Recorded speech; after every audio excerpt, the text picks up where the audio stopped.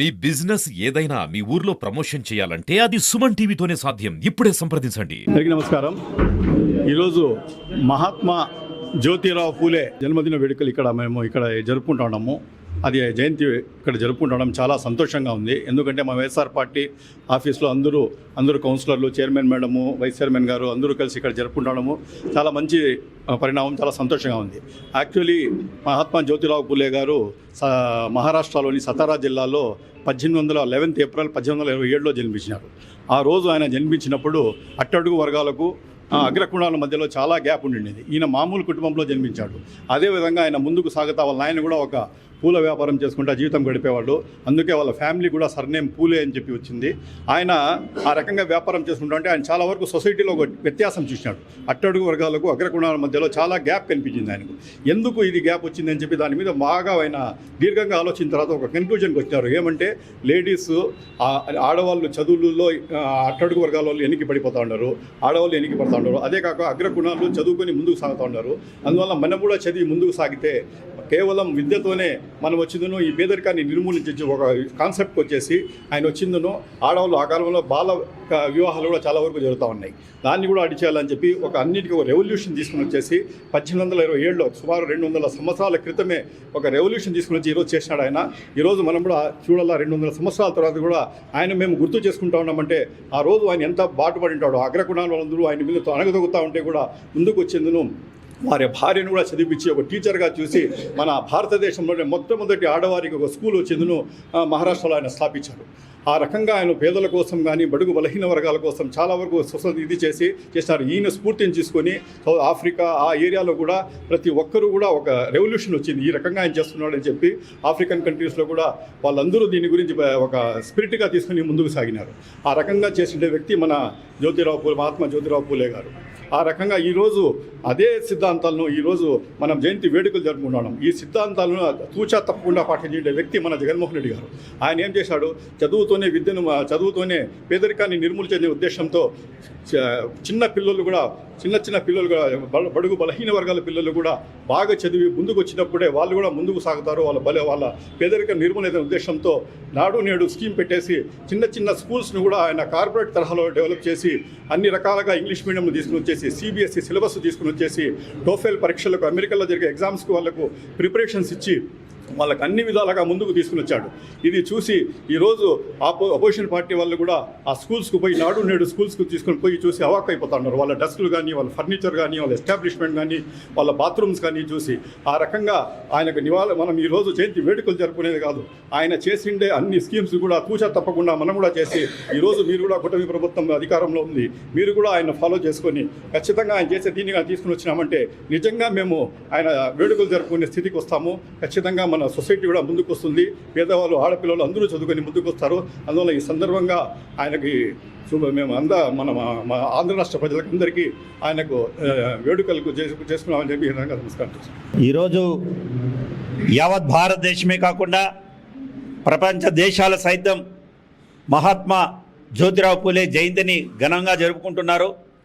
142 కోట్ల భారతీయులు ఈరోజు కులాలకు, మతాలకు, పార్టీలకు, వర్గాలకు అతీతంగా ఆ మహానుభావుని యొక్క జయంతి జరుపుకున్న సందర్భం.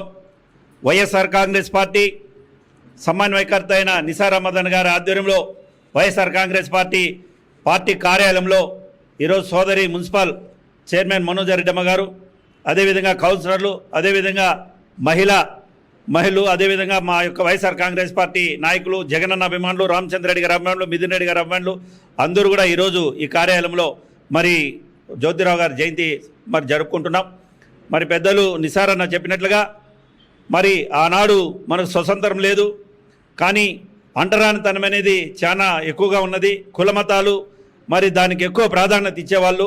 ఆ టైంలో ఈ యొక్క మహారాష్ట్రలో పుట్టి మరి ప్రతి ఒక్కరికి ఈ యొక్క చదువు కావాలని ఆ తారతమ్యాన్ని మనం దాన్ని నెలకొల్పాలంటే, దాన్ని లేకుండా చేయాలంటే చదివే ముఖ్యమని ఎన్నో కష్టాలు పడాడు.